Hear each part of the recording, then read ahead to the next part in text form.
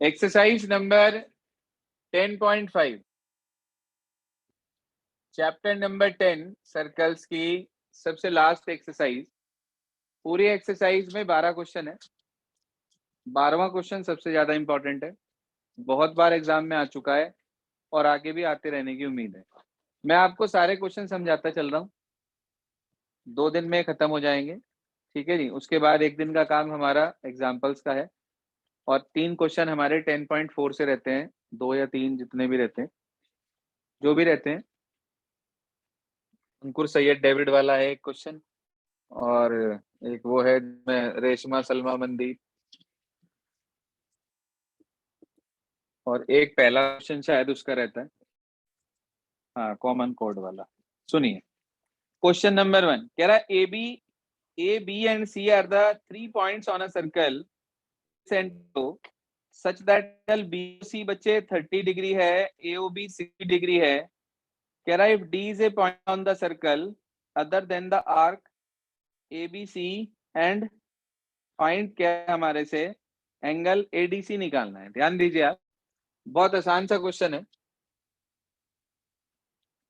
ये आपको सर्कल दिया है, प्लीज ज्योमेट्री का कोई भी क्वेश्चन आप बिना फिगर के नहीं करेंगे, ये हमेशा ध्यान से सुन लें। एग्जाम में कभी भी बिना फिगर के आपको क्वेश्चन नहीं करना है। ये दिया है आपको, यहाँ पर ये दिया है, और इसका नाम है ए, इसका बी, इसका सी। कह रहा ए बी सी से अलग कहीं कोई पॉइंट डी है। आपको ये एंगल दिया है 60 डिग्री, ये एंगल दिया है मेरे बच्चे 30 डिग्रीज, और ये वाला एंगल हमारे से मांगना है। हमने एक थ्योरम पढ़ी थी, थ्योरम 10.8, जो कि मैंने आपसे कहा था बहुत इंपॉर्टेंट है, और ज्यादातर क्वेश्चन उसी पर बेस्ड हैं कि angle subtended bye an arc at the centre is twice the angle subtended bye it in the remaining part of the circle. Centre पे जितना भी एंगल बनेगा वो डबल होगा रिमेनिंग वाले का। तो अगर सेंटर वाला रिमेनिंग का डबल है तो रिमेनिंग वाला सेंटर का क्या है, हाफ है। तो आप यदि यहाँ ध्यान से देखो 1 मिनट के लिए, तो आपको दिखाई देगा कि angle A O B, angle A O B equal है 60 डिग्रीज प्लस 30 डिग्रीज, यानी कि 90 डिग्रीज के। तो आप कहेंगे सिंस आर्क ओ एओसी, सॉरी जाग रहे तुम, इसका मतलब एंगल एओसी 90 डिग्रीज का आ गया। आप कहेंगे since arc AC subtends angle AOC at centre and angle ADC in remaining part. हमें दिखाई दे रहा है कि आर्क एसी ने एंगल एओसी रिप्रेजेंट करा कहां पर, सबटेंड करा सेंटर पर, और एंगल एडीसी उसने करा सबटेंड कहां, रिमेनिंग पार्ट में। तो इसका मतलब एंगल एओसी बेटा जी ट्वाइस ऑफ एंगल एडीसी के इक्वल होगा। यहां रीजन दे देंगे आप, angle at centre is twice the angle in remaining part. आपने वैल्यू पुट करी, एओसी 90 है, यहां रख दिया, 90 equals to twice of angle ADC. तो इसका मतलब ये हुआ एंगल एडीसी की वैल्यू 45 डिग्रीज हो गई।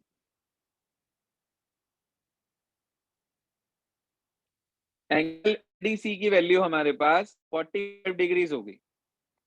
इसके बाद क्वेश्चन नंबर 2,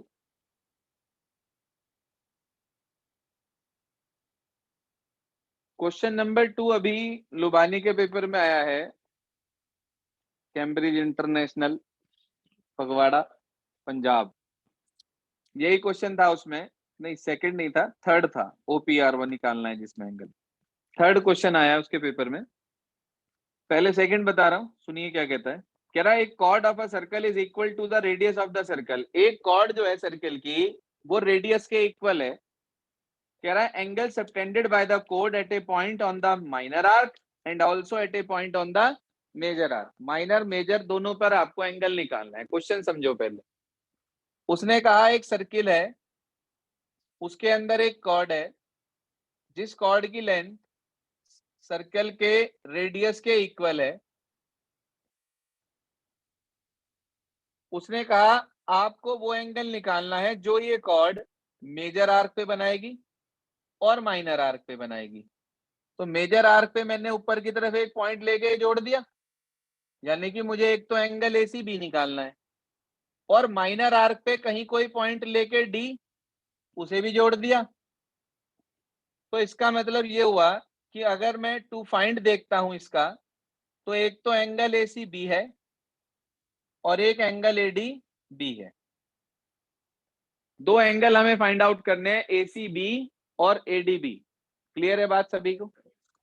अब आप में से कोई मुझे बता सकता है कि एंगल एओ बी ये वाला कितने का होगा? 60 डिग्री का होगा। क्यों? इक्विलेटरल ट्राइंगल, क्योंकि इक्विलेटरल ट्राइंगल है, तीनों साइडें बराबर हैं, और हमें मालूम है when the all three sides of triangle are equal then it is an equilateral triangle, and in an equilateral triangle all angles are of 60 degree. इसका मतलब एंगल एओबी 60 का हो गया। अच्छा, अगर एंगल एओबी 60 हो गया सेंटर वाला, तो रिमेनिंग वाला कितने का होगा? हाँ जी, कितने का होगा? ट्वाइस, हाफ होगा ना। ट्वाइस सेंटर वाला होता है, रिमेनिंग वाला आधा होता है। दिखने में भी पता चल रहा होगा आपको कि वो दिखने में छोटा है, ये दिखने में बड़ा है। तो इसका मतलब सेंटर वाला डबल होता है, रिमेनिंग वाला हाफ होता है। तो अगर यहाँ पे एओबी 60 डिग्री है तो एसीबी 30 होगा। अब मुझे एडीबी और निकालना है, एडीबी, एंगल एडीबी कैसे निकाल सकते हैं? हाँ मंती, शाबाश। A C B D cyclic quadrilateral है और अपोजिट एंगल का सम 180 डिग्री होता है, इसलिए ऊपर वाला अगर 30 है तो ठीक उसके सामने वाला 150 डिग्री का होगा। ठीक है जी। हम स्कूल में पढ़ के आई है अवंतिका, वहां पे टीचर ने पढ़ाया है, वहां पे टीचर ने पढ़ाया है। अच्छा, स्कूल में भी बता दिया था इन्होंने, इसलिए इन्हें याद है अभी तक। अच्छी बात है बहुत। देखिए सर ध्यान से सॉल्यूशन। तो सॉल्यूशन में हमारे पास लिखा हुआ है कि तीनों साइड्स हमारे पास इक्वल हैं। भाई हमारे पास ओ ए, ओ बी और ए बी। आप कहेंगे in triangle A O B, O A, O B और ए बी आपस में इक्वल है, ये गिवन है। तो इसका मतलब it implies triangle A O B is an equilateral triangle, implies that angle AOB equals to 60 degrees। Angle AOB कितना आ गया हमारे पास? 60 डिग्रीज आ गया।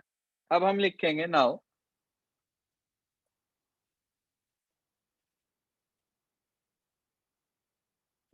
जी हाँ, now arc AB subtends angle AOB at center and angle ACB in remaining part। इसका मतलब angle AOB twice of angle ACB के होगा। 60 degree is equals to 2 into angle ACB। तो इसका मतलब एंगल एसीबी कितने का आ गया? 30 आ गया। एक तो ये एंगल आ गया। नाउ इन साइक्लिक क्वाड्रिलेटरल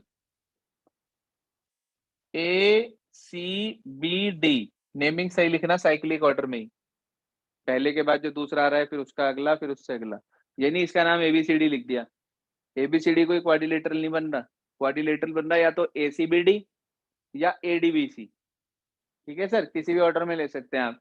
तो आपने लिखा in cyclic quadrilateral ACBD angle ACB plus angle ADB दोनों का सम 180। रीजन देंगे, opposite angles of cyclic quadrilateral, हाँ जी sir, opposite angles of cyclic quadrilateral are supplementary,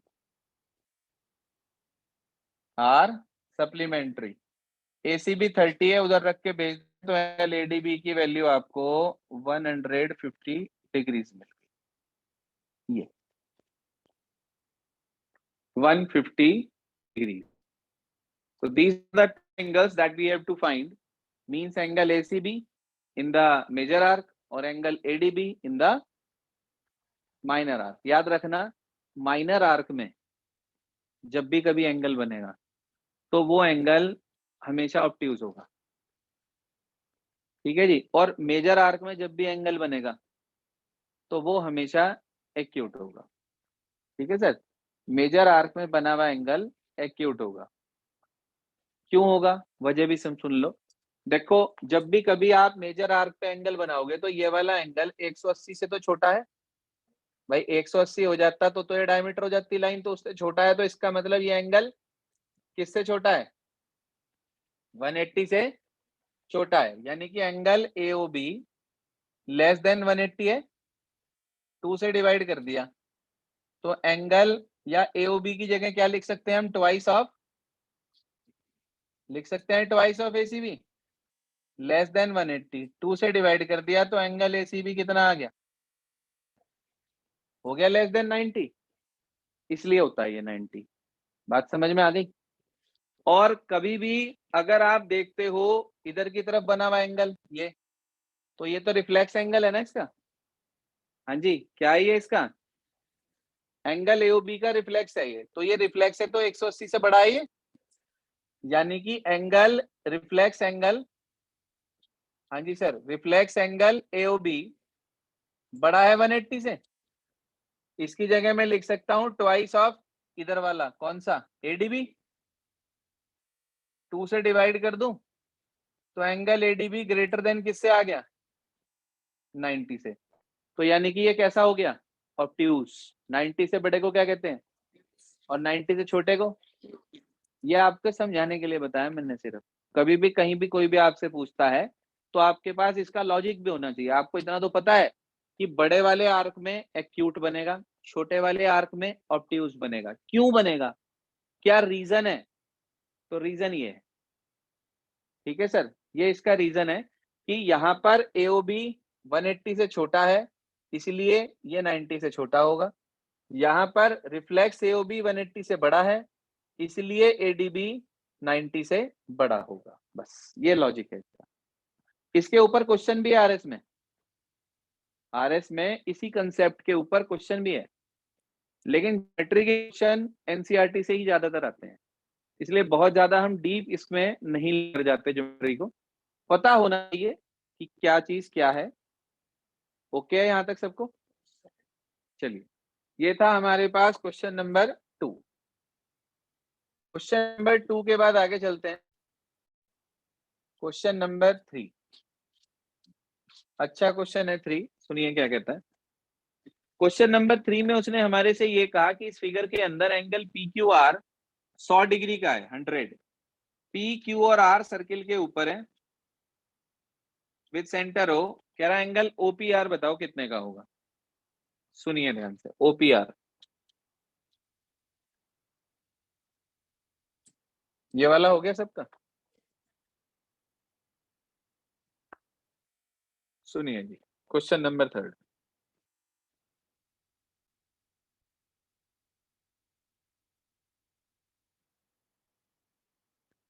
ये P, ये Q, ये R,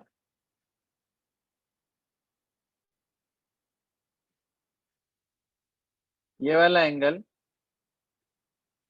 100 डिग्री का दे दिया हमने, और उसने हमारे ये कहा कि ये वाला एंगल निकालना है OPR। तो समझा रहा हूं, करने की कोशिश करेंगे आप लोग। ये वाला एंगल 100 डिग्री का है, तो अगर मैं देखूं भाई ये वाला एंगल बना कौन से आर्क से है, तो आप कहोगे ये तो मेजर आर्क PR से बना है, ठीक है ना। और मेजर आर्क PR से सेंटर पे कौन सा एंगल बना है, एंगल POR या रिफ्लेक्स POR, रिफ्लेक्स POR, क्योंकि 180 से बड़ा आ रहा है। तो आप कह सकते हैं कि मेजर आर्क PR ने सेंटर पे बनाया रिफ्लेक्स एंगल POR, रिमेनिंग में बनाया PQR। तो क्या रिफ्लेक्स POR ट्वाइस होगा PQR का, PQR 100 है बेटा, तो POR कितना होगा? 200। ठीक है जी, कितना होगा वो? 200 होगा। अब आपको ये POR 200 मिल गया रिफ्लेक्स वाला, तो आप मुझे अंदर वाला बता सकते हो कितना होगा? हाँ जी, 160 होगा, बिल्कुल ठीक बात, 160 डिग्री का होगा। अच्छा, अगर ये 160 हो गया तो बाकी जो दो एंगल उस ट्राइंगल POR में दिख रहे, उन दोनों का सम कितना होगा? हाँ जी, है तीनों का सम 180 होता है। अकेला एंगल आपके पास इसके अंदर, अकेला एंगल यदि आप देखो तो वो एंगल POR आ गया 100 कितने डिग्री का? 60 डिग्री का। अच्छा, अगर वो अकेला एंगल 160 डिग्री का आ गया हमारे पास ये वाला, तो इन दोनों का सम कितना होगा? 20। क्या ये दोनों साइडें इक्वल है? क्यों? रेडियस। तो क्या इनके सामने के एंगल भी इक्वल होंगे? तो अगर इन दोनों का सम 20 है और दोनों इक्वल हैं, तो कितने कितने के होंगे? 10 डिग्री के।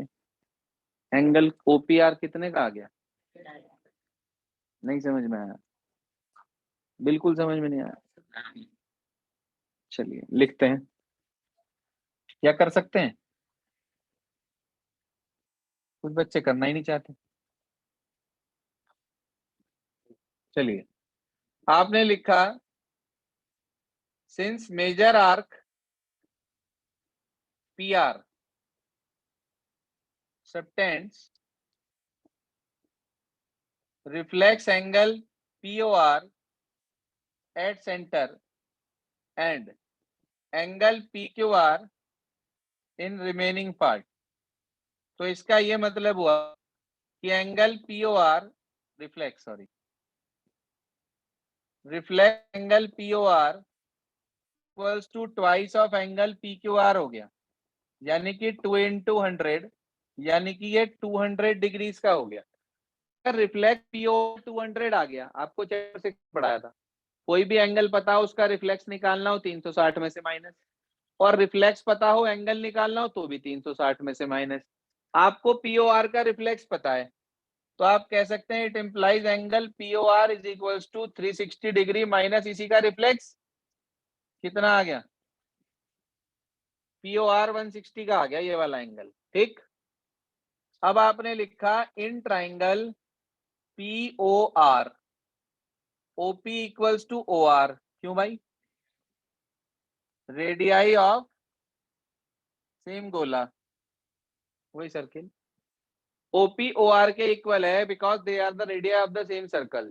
तो अगर ये दोनों साइडें इक्वल हैं तो इसके सामने वाला एंगल ORP और इसके सामने वाला OPR सेम होगा। Angle opposite to equal sides are equal. अब आपने लिखा नाउ POR ORP OPR तीनों का सम 180, रीजन ASP। अब आपने POR की जगह तो रख दिया 160, यहां लिख दिया OPR, यहां लिख दिया OPR, क्योंकि दोनों इक्वल हैं।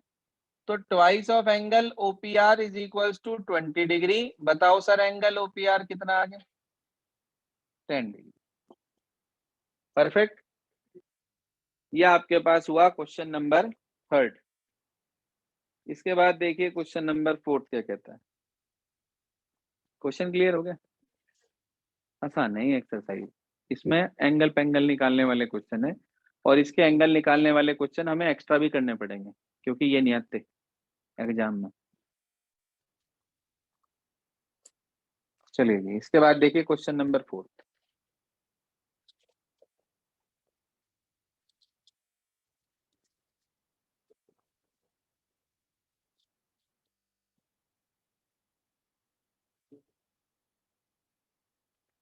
क्वेश्चन नंबर 4 यदि आप ध्यान से देखते हैं तो इसके अंदर आपसे ये कहा गया क्वेश्चन नंबर 4 में कि एंगल ABC 69 है और एंगल ACB 31। ध्यान देना जरा क्वेश्चन पे।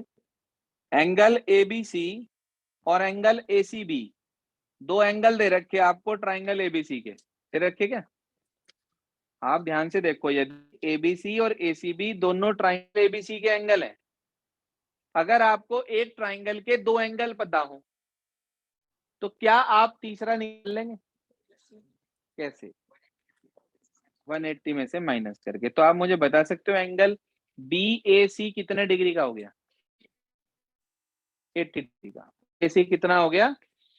80 डिग्री का एंगल हो गया हमारे पास BAC। अगर एंगल BAC 80 डिग्री का हो गया, आप मुझे बता सकते हो कि एंगल BAC जो हमारे पास बना हुआ है वो कौन से आर्क से बना हुआ है? देखो मैंने नाम क्या बोला एंगल का, BAC। तो B से शुरू, C पे खत्म, तो इसका मतलब आर्क कौन सा हुआ? आर्क BC आर्क हुआ हमारे पास। अच्छा, अगर BC आर्क से एंगल बना हुआ है हमारे पास कौन सा? BAC। तो BC आर्क से एक एंगल और बन रहा है, BDC। B से शुरू और C पे खत्म, तो BAC BDC दोनों एक ही आर्क से एक ही सेगमेंट में बन रहे। आपको पढ़ाया था angle in the same segment of a circle are equal, theorem number 10.9। Theorem number 10.9, angle in the same segment of a circle are equal.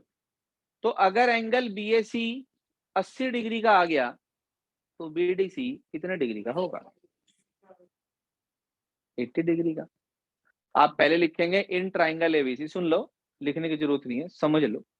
In triangle ABC तीनों का सम पहले 180 दिखाओगे, ABC plus ACB plus BAC equal 180। उसमें ABC और ACB की value रख दोगे, 69 31 100 हो गया। उधर ले जाके माइनस कर दोगे, एंगल ABAC आपके पास 80 डिग्री आ गया। फिर लिखेंगे आप but angle BDC equal angle BAC, reason देंगे angle in the same segment of a circle are equal, तो implies that BDC equals to 80 degree. बस 4 लाइन का सवाल है, खुद कर सकते हैं। पक्का?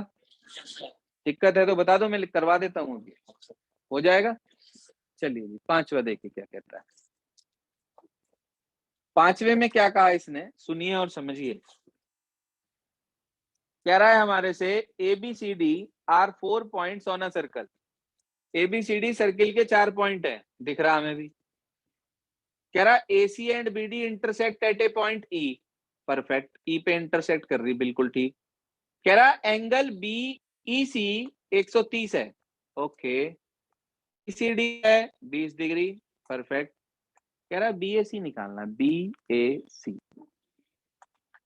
कौन सा आर्क से बन रहा है? BAC BC से सर्किल पे। क्या BC आर्क से सर्किल के ऊपर कोई और एंगल भी बन रहा है? सर्किल के ऊपर BDC, अगर मैं किसी तरह BDC निकालने में कामयाब हो जाऊं तो जितना BDC है उतना BAC हो जाएगा, है ना? आप बता सकते हो मुझे D कैसे निकल सकता है? एक्सटीरियर एंगल प्रॉपर्टी से रखा हुआ है। आप ध्यान से देखो, ट्राइंगल DEC का एक्सटीरियर एंगल 130 है, तो वो अपने इंटीरियर अपोजिट के सम के इक्वल होगा, यानी कि D प्लस 20 के। 20 उधर ले जाके माइनस कर दूं तो D कितने का? 110। तो अगर एंगल BDC 110 हो गया मेरे बच्चे, तो BAC कितना होगा?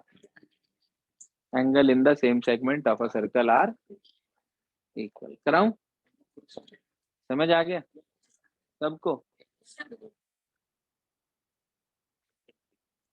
किस बात का? जिसे कंफ्यूजन है वो 130 डिग्री के साथ वाला लीनियर पेयर निकाल लेना, वो 50 डिग्री का हो जाएगा। साथ वाला लीनियर पेयर 50 का हो जाएगा, एक एंगल 50 का, एक 20 का, एक 50 का, एक 20 का, 70। तीसरा कितने का? 110। तो वो 110, तो वो 110। अब भी नहीं हुआ? एक और तरीका बताऊं?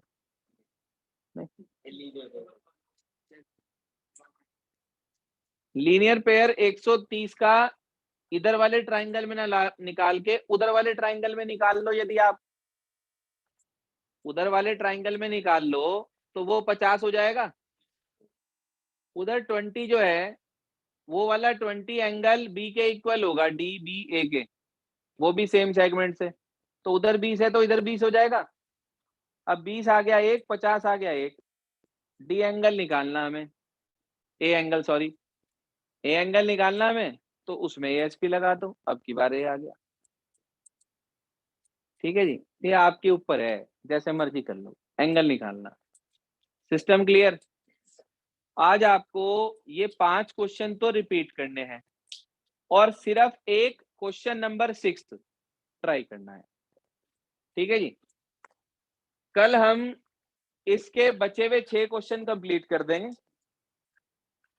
तब तक आप लोग अपना इसे पूरा करके साइड बाय साइड जो रिवीजन कंटिन्यूएशन में है उसे कंटिन्यू ही रखें प्लीज।